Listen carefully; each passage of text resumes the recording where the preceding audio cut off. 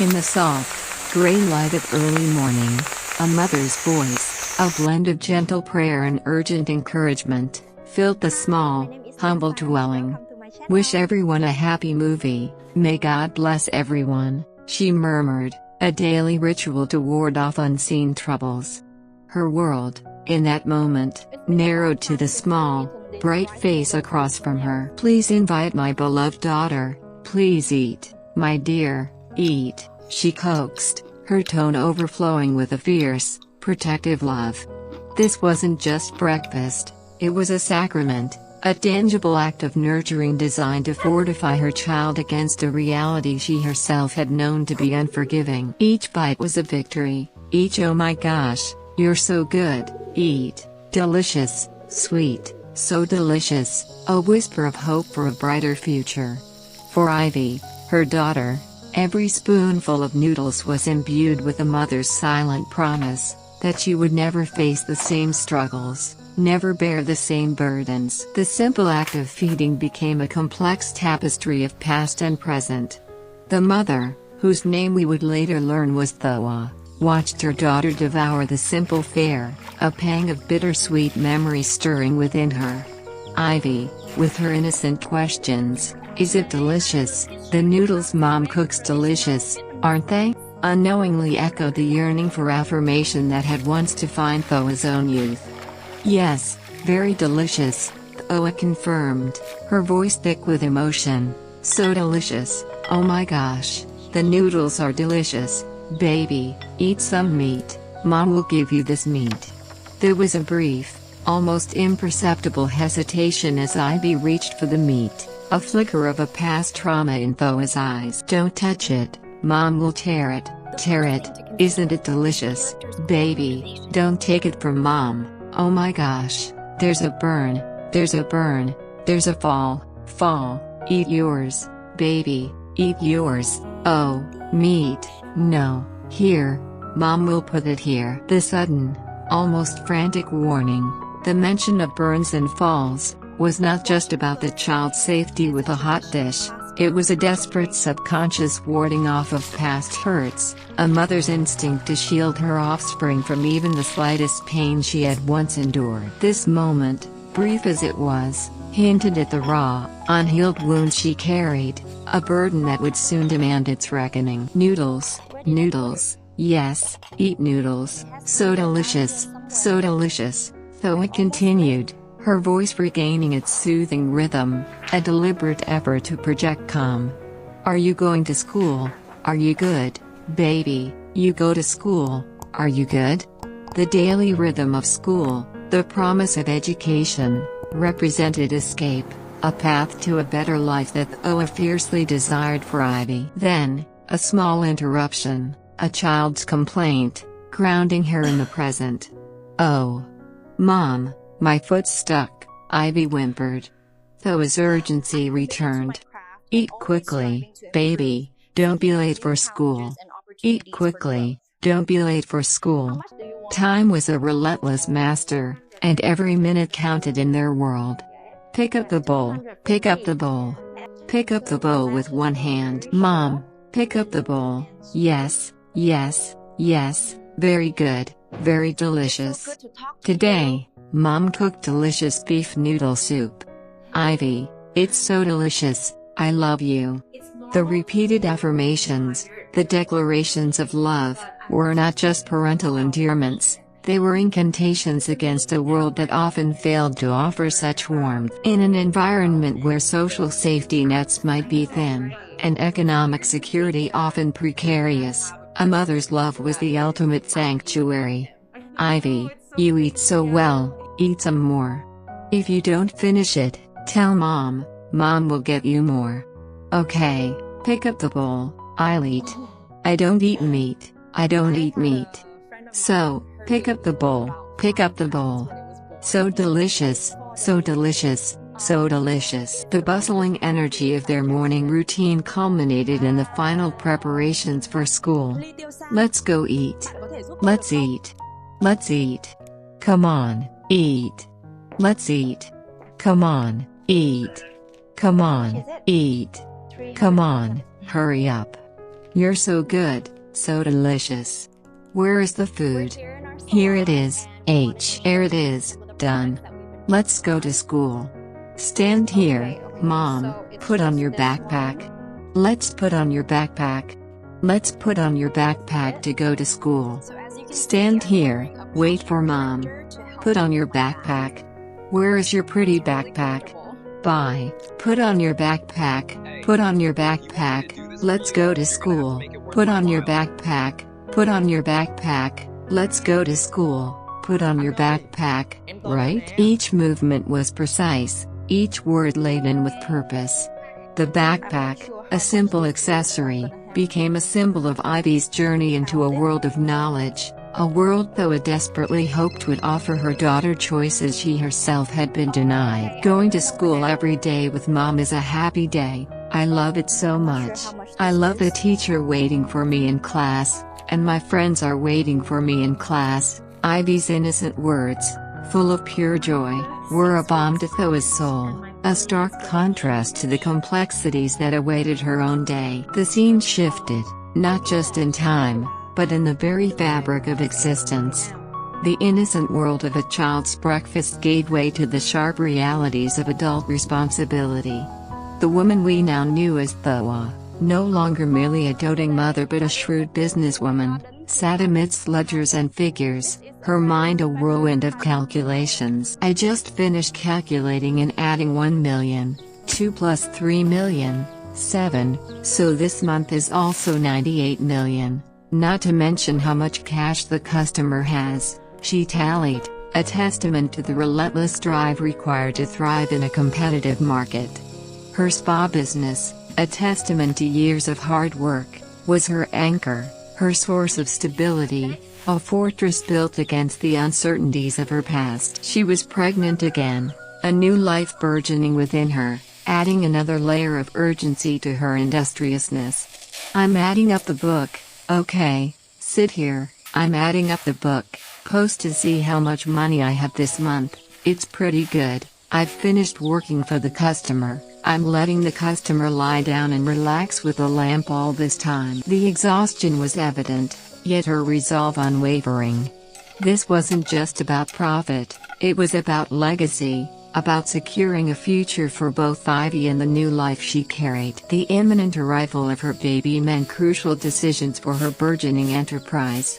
Okay, because now I'm also very pregnant and about to give birth, then, oh, I'll probably go home soon. I'll stay home to take care of my pregnancy and prepare to give birth, then I'll leave this spa to you, Lan, and Bic. She instructed her trusted employees, her voice firm but tinged with maternal tenderness.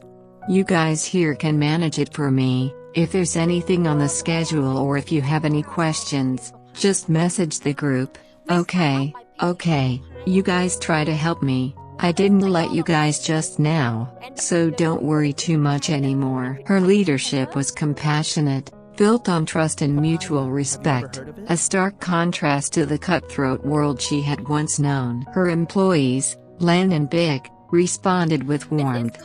When you get married, remember to invite me, okay? Just sharpen your teeth, it's almost time. We've been preparing our dresses to go to your wedding for a long time. The mention of marriage, of celebration, brought a genuine smile to Thoa's face. Yeah, just the other day, I also went to take wedding photos, and I took them at that studio, and it was pretty good. I mean, you're like this now, I'm so happy for you. Yeah, after all the hardships and difficulties, now you're happy. Yeah, thank you. It was a happiness hard won, built brick by painful brick. For women like Thoa, in many developing economies, entrepreneurship often represents not just ambition, but sheer necessity, a pathway to independence and dignity in the face of societal hurdles. Her spa was more than a business, it was a symbol of triumph over adversity. Thoa, ever the generous employer, envisioned a grand celebration. But when you get married, I'll give you guys 3 days off, then go to my house, and then stay here to eat the wedding and then come back. So you have to prepare a lot of clothes, Then I'll give you 3 days off. Just sit here, I'll go in and see how the guests are." She briefly stepped away, her mind still racing with business details. "Go in and see the customer. I'm here. Add the rest of the book to see how it is. Win. Come back here. I told you something. Yeah, I'm telling you to reward me because yesterday, I gave the reward to Bick and Lan, and yesterday you took a day off. I'll reward you this month. Thank you. Try hard. Help me next month, okay? Thank you, okay. Go to work." Her attention to each employee, her fair distribution of rewards, underscored her dedication to fostering a supportive work environment. But even amidst her thriving business and the joy of a new pregnancy, an underlying current of anticipation pulsed. "Now I have to call Toan to tell him to take me for an ultrasound tonight." Toan, her current partner, represented a chance at a complete family, a stability she craved. The phone call was brief, practical, but laced with affection. "Hello, Toan. Yeah, I'm here. I told you to take me for an ultrasound tonight. It's the ultrasound schedule again. Okay, then let me pick you up tonight. I'll take you for an ultrasound. Okay, what time can we go?" "Probably around 7:30. Okay, then I'll take you tonight because tomorrow I'm also busy. I'll go with Hi to buy a car." "Okay, Hi, buy a car, right?" "Yeah, tomorrow you take it to buy a new car." Yes, then I'll pick you up tonight." "Yes, what are you doing?" "Yes, today I'm going to the brand shop in the wood workshop to arrange work for you guys to do. Tomorrow, you and Hai will go get the car." Toan, it seemed, was as industrious as Thoa, managing various ventures. The mention of Hai, her son David Hai, now a young man taking on responsibilities, highlighted the passage of time and the continuing evolution of her family. This new car was more than just transportation, it was a symbol of their upward mobility, a tangible fruit of their relentless labor. Thoa returned to her meticulous accounting. "Today, I also added the books. This month's work is fine, so I'll give each of you 1 million. The 3 employees have worked hard, so please support me." "Yes, okay, I'll pick you up tonight. Now, I have to finish my work." "Yes, I'll say goodbye, bye." Her generosity was a reflection of her own hard-won understanding of labor and reward. As she prepared to leave for the day, a small, domestic task brought a moment of quiet reflection. "I'll also collect the books. The ripe papaya. I was going to say, come out here and cut 1 or 2 papayas to make a salad. I'll go home and make a salad. This papaya is probably edible. Let's eat it. This papaya has orange flesh, so delicious." The simple pleasure of fresh fruit, the thought of sharing it with Ivy, offered a fleeting respite from the demands of business and the subtle anxieties of her past. "Wow, so delicious. Wow, so delicious. It's red.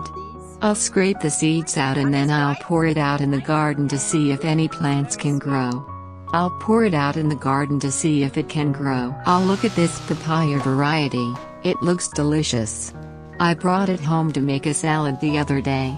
It's very crispy and looks delicious." Even in the act of preparing food, Thoa found a connection to growth, to life, to the nurturing of new beginnings. "Ivy also really likes to eat this papaya. When I get home from school in the afternoon, I'll give it to her to eat. She'll probably like it very much. It's really delicious. It's really delicious. It's really sweet. I have to grow it. Really delicious." Her efforts to cultivate, to nurture, extended beyond her immediate family to the very earth itself. The rhythm of her life, however, was not confined to the spa or her home garden. It extended to the local market, a vibrant hub of economic activity where the pulse of the community was most evident. "The bananas are ripe now. I'll take the bananas to the market to sell. Let's leave the bunch behind. The bunch is so ugly. Forget. Practicality mingled with a touch of frugality. How much a bunch, honey? 10,000 a bunch. Where are the 2 bunches here? 15,000 here. Hey hey hey, pour pick all the delicious fruit. 20,000 15,000. The haggling, the swift transactions, were second nature, honed by years of navigating the often thin margins of small-scale trade. It was amidst this bustling tableau that the skies opened up. But never mind the rain, I have to go home so bored. The rain, a common occurrence, was more than just a meteorological event. It was a metaphor for the unpredictable nature of life, a constant reminder of external forces beyond one's control. The narrative then plunged into the past, a stark, visceral recollection that would soon collide with Thoa's carefully constructed present. It was a schoolyard scene, raw with the petty cruelties of adolescence, yet capable of inflicting wounds that would fester for a lifetime. Oh hey, today the test is so difficult but still cheated to do it. I think I can still copy the work of that kid Kia, but you think why the teacher knows I did the test? I think Thoa told the teacher. I saw her tell the teacher, but never mind, I saw her looking at the time I copied. Leave her alone. Thoa, where are you? Let me go ask her how it is today. I saw you saw me cheat, right? I forbid you to tell the teacher. If I see you tell the teacher, you're done with me. I don't know anything. I don't know anything. Was I warning you before? When did you say I didn't tell you? I know you, just be careful you guys, it won't work. I know I definitely won't tell the teacher. His face looked like I was about to eat him. Have you finished the homework the teacher gave me? Give it here, let me see. He finished it, but he won't let me copy anything. No, right, this girl really let me take it home. Copy. Guys, pretend let me do my homework, but you guys do your own homework. See, ain't you lend it to your friends for a bit? Also can't lend it, but how can that be? The teacher said everyone has to do their own homework. This is my homework. But you didn't say it. How would the teacher know it was right? If you didn't say it, how would the teacher know it was right? I didn't say it, so I didn't say it. I'm still faking it. I didn't even fake it. This wasn't just a squabble over cheating, it was an exercise in power. A demonstration of social hierarchy within the confines of school walls. Thoa, the diligent student, was targeted, her integrity questioned, her kindness exploited. Come on, you go home, tomorrow I won't bring it back. Hong, give me your homework. Why did you dare tell the teacher? The other day you dared to tell the teacher that I cheated, so I only got 2 points? I didn't say anything. I didn't know, you didn't say it, but the teacher knew. Only you did, because you saw it. But you didn't say it. How could the teacher give us 2 points? I didn't know that. The other day my friends taught me like that, so how could I dare tell the teacher? You didn't say it. Why did the teacher know that your and my answers were the same? The accusations flew, baseless and cruel, creating a maelstrom of fear and injustice around Thoa. The tormentors, led by a girl named Hong, reveled in their cruelty, their words sharp as knives. But when the teacher called me up, she said she knew that only you cheated. If you hate us, then say it. Your face looks so fake. You want us to stay in the same class, right? I don't know anything. It's not me, it's you. It's not me.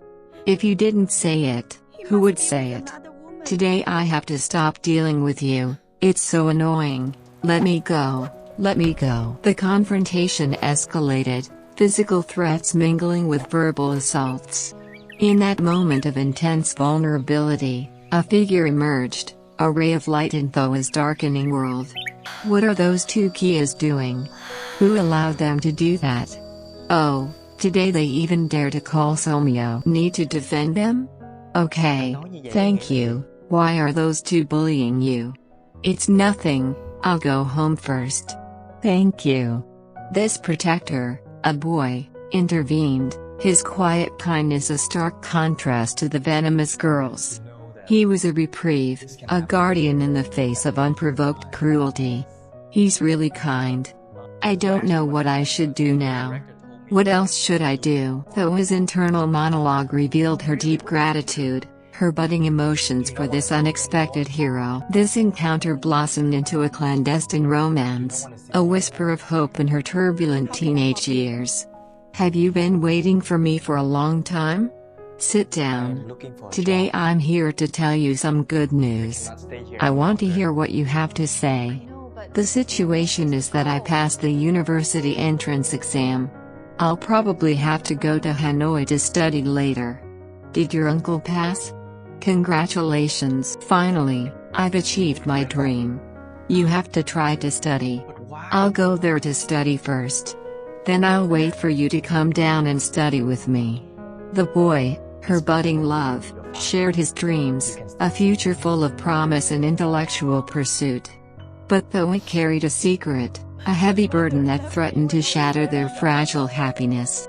Actually, I have something to tell you.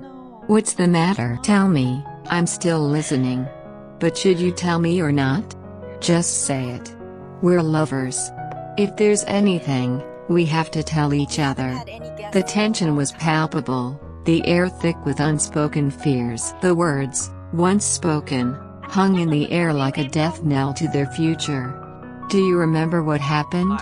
More than a month ago nothing happened. I remember, if I'm not mistaken, a month ago was your graduation day. Yes, that was the day, your graduation day. You'd probably remember, but I'm sure not. I'm sure too, bro. So what should we do now, bro? But why is it like this? Remember, I think it won't be that easy, but I've tried. Exactly, but though I just passed the university entrance exam, but now what should I do? But I don't know. I'm also very confused. Try to think, what should we do now? I don't know why this happened, so what should we do now? The revelation, though not explicitly stated, was clear: an unplanned pregnancy, a consequence of youthful passion. His dreams, his aspirations for higher education in Hanoi, suddenly seemed irrevocably intertwined with a responsibility he hadn't anticipated. In societies where educational opportunities are a ladder to socio-economic mobility, an unplanned pregnancy can derail not just one future, but two. The boy's initial reaction was not one of shared responsibility, but of panic, of a future slipping through his grasp. His words, though perhaps born of fear, carried the sting of abandonment. I think we have to take care of our future first, and we will find a way to solve that. I just passed the university entrance exam, so I can't let anything hinder my future. You know, that's been my future dream for a long time, but you can rest assured. Go to school, you can stay home with me, come home, tell me you love me, that's it. What about your future? Do you intend to miss such a beautiful future? Though I think we will need to find a way to solve this problem. Now I have to go home. I'm sitting here to solve it with you. We can't do that. None of us is at fault in this.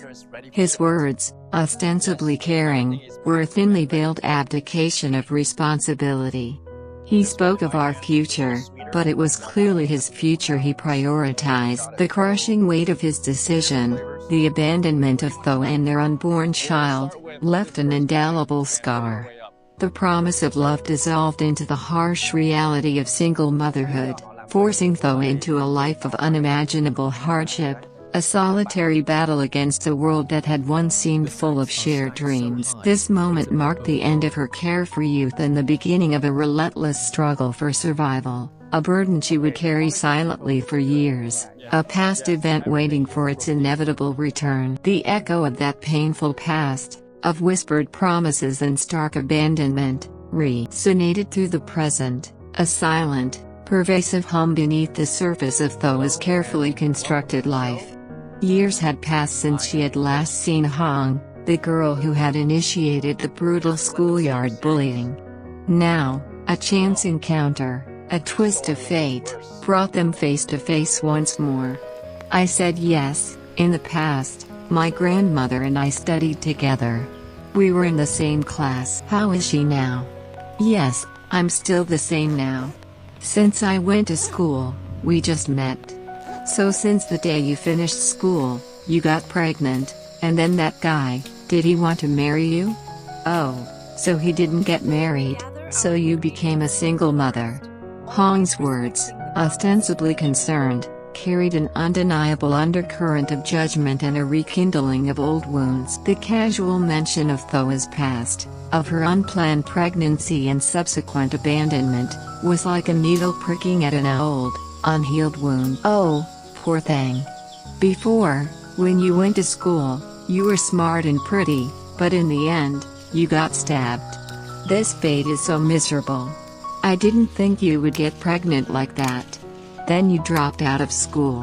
We lost contact for so many years. Now that I've seen you, you forgive me. All these years, now that I've seen you, when we were still in school, I used to tease you and bully you because you were kind. Hong's apparent remorse was a thin veil over the raw pain she unwittingly inflicted.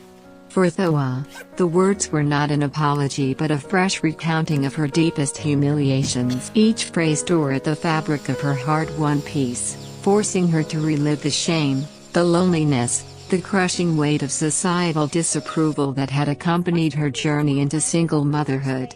In many cultures, the stigma of being an unwed mother can be devastating, leading to social ostracization and immense economic hardship. Thoa's resilience, her ability to build a successful life despite these odds, was a testament to her extraordinary strength, but it did not erase the trauma. Now that I've met you, everyone has their own job and circumstances. It's true that you and I also feel sorry for you and me too. Hong's attempts at empathy felt hollow, jarring against the vivid, agonizing memories she had resurrected.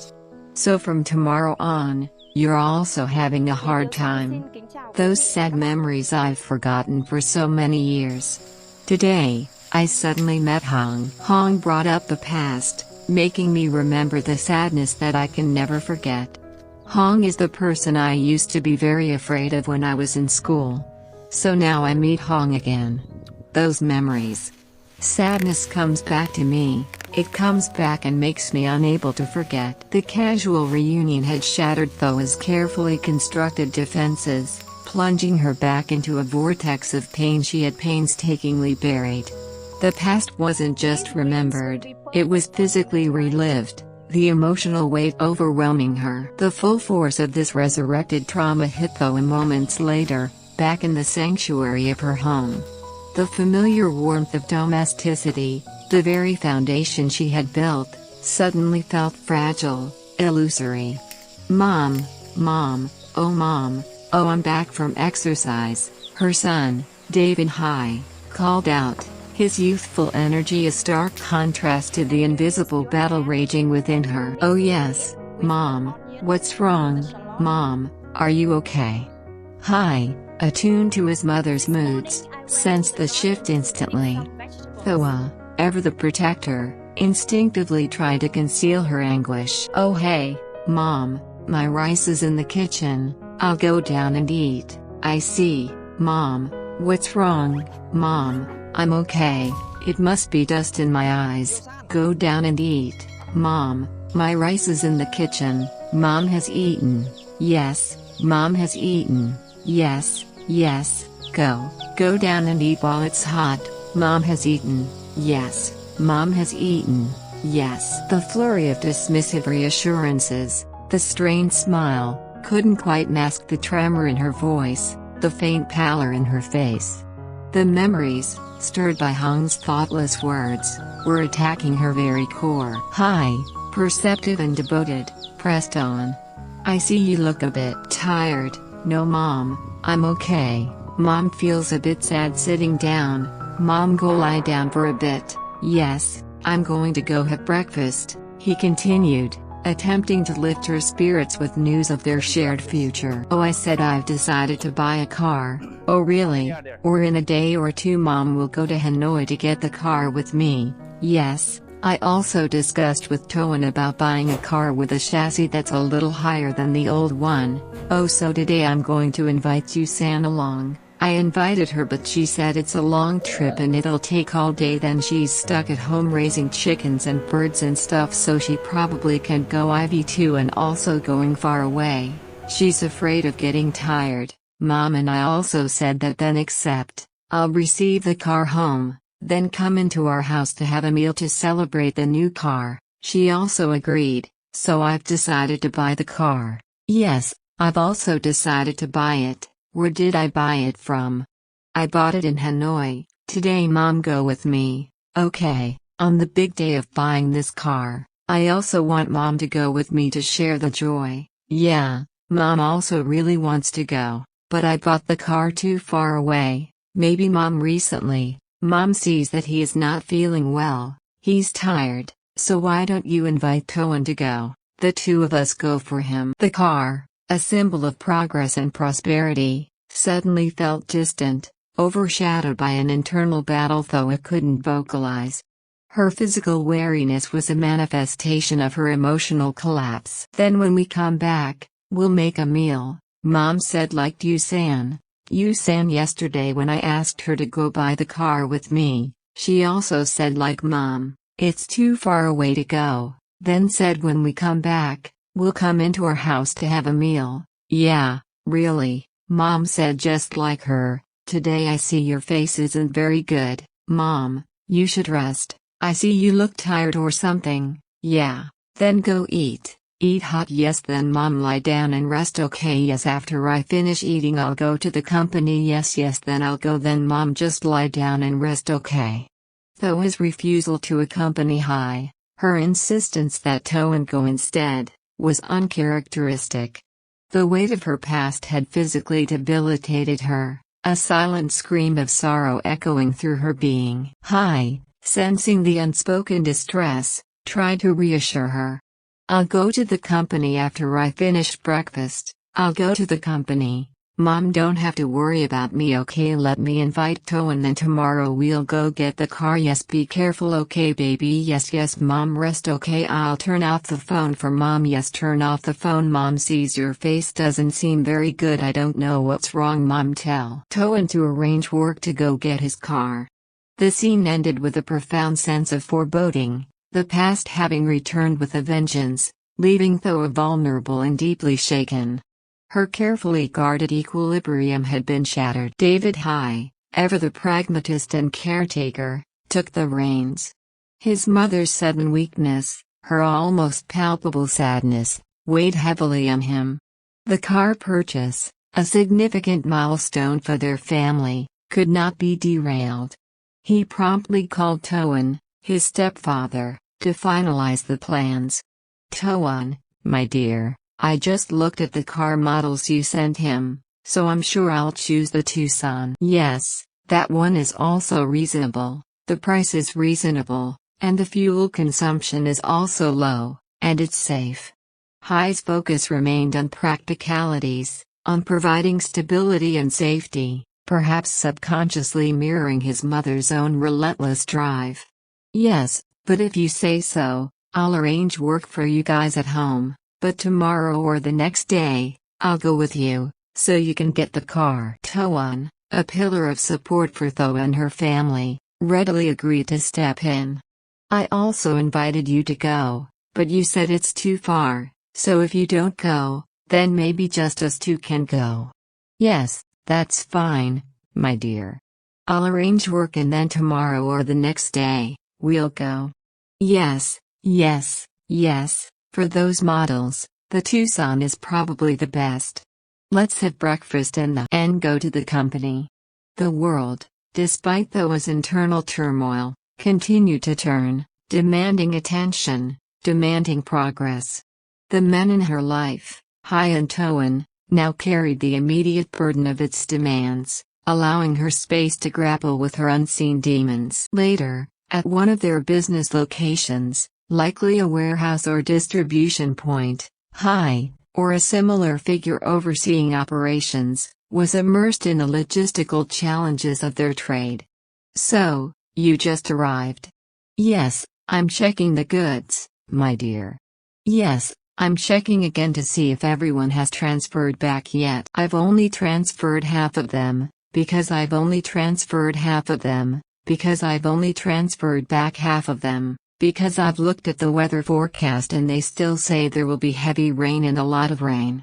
I'm afraid that the hydroelectric plant will release more water. Another flood will flood again. The looming threat of floods, a perennial challenge in many parts of Southeast Asia, was a constant concern, mirroring the unpredictable nature of life itself. Economic stability, for families like theirs, was always a delicate balance, constantly threatened by external forces beyond their control. This wasn't just about inventory, it was about protecting their livelihood, ensuring the security they had worked so hard to build. Well, I'll still leave half of it in the cultural house for peace of mind. If it floods, it will save a lot of work. That's right. I'm afraid that now we've moved back, the flood will come back again. I'll lose work. Let's wait another day or two to see how the storm and rain are. Then we'll move it over here. When we get here, we can comfortably sell this goods to everyone. Well, this place is enough to serve everyone. If it's almost gone, we'll move it back. Well, when it's gone, we'll come back here to get it. It's right here. Well, I think the goods in this warehouse are okay. If there's a shortage, I'll transport it later. His meticulous planning and cautious approach were hallmarks of a mature businessman, a testament to the lessons learned from his mother's own entrepreneurial journey. Well, I'll also check the books to see if the amount of goods is low. Then make a plan for you to import the goods. Yes, how is the wood peeling factory? The factory is also delivering a truck to sell to a partner today. The truck is being loaded now. Yes, people are loading. Well, let's go over there and supervise everyone to see how far everyone is loading the goods. The diversification of their businesses, from spasti goods distribution to a wood factory, spoke volumes about their relentless pursuit of stability and growth. It reflected a common strategy in emerging markets, spreading risk and seizing opportunities wherever they arose.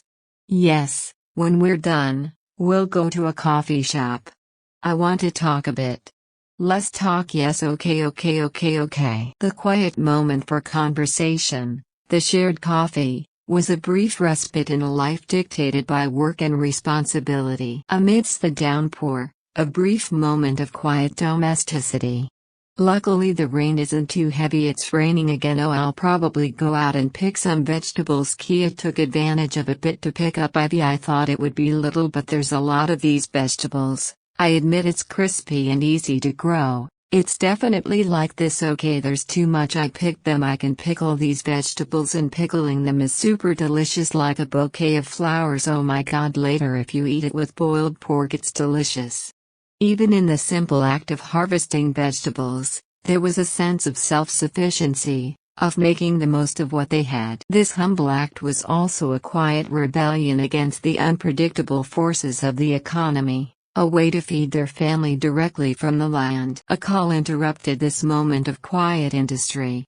Hello, honey. Yes, it's me. What are you doing? Oh honey, I just came back from the market. I just picked some vegetables. I just came back from the market. Is it raining? Honey, I just saw it's just started to rain, and it's raining a little bit honey, but it's not raining too hard, so I still go home. I picked the vegetables from the other day. Are you free today? If you come over to my house when you come back, I'll send you half. I picked a lot. Yes honey, you just came from the livestock factory, now you went to the wood factory. You also came over to arrange for everyone to work tomorrow. I'll go to Hanoi. Okay, yes, tomorrow the two of us will go to Hanoi, then Toan and I will go down to buy a car.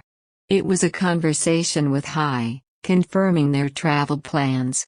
The car purchase, now a dual effort between Hai and Toan, was moving forward. Yes, so only Toan and I will go. I invited my mother, but she said it was too far, so she didn't go. Yes, my mother also said that when I come back, I will call you in to celebrate the new car. Yes, so what? When you come back, I will go inside. I will go home. The mother's absence was noticeable, a silent testament to the lingering shadow of her past. Her usual resilience, her unwavering presence, had momentarily faltered. Yet, life, ever insistent, continued its demands. Ivy, but are you coming home early today? If you come home early, Come over and get some vegetables because the vegetables are delicious. I picked a lot, I had to prune them all to make them grow new ones. Yeah, let me see if the work is done. If I come home early then I'll stop by. Yes, then you go to work. Okay, I'll go pick up Ivy already. Yes, bye tomorrow. Hi brother, went to buy a car. We can go with you. I also feel a bit sorry but people are too far away. What can I do? Stay at home, still have work and children. Let's go pick up Ivy. Already said bye. I'm almost finished. The call ended with the mundane logistics of picking up Ivy, a reminder of the precious life Thoa had nurtured through so much hardship. The family, though facing internal and external challenges, was resilient, bound by love and shared purpose. Let's buy another carton of milk. Let's spin around to see what gift we get, or a teddy bear. The simplicity of the final moments, the innocent joy of a child looking forward to a small treat, offered a poignant contrast to the profound, unspoken pain that had just consumed Thoa, a pain that lingered, waiting for its next, inevitable manifestation.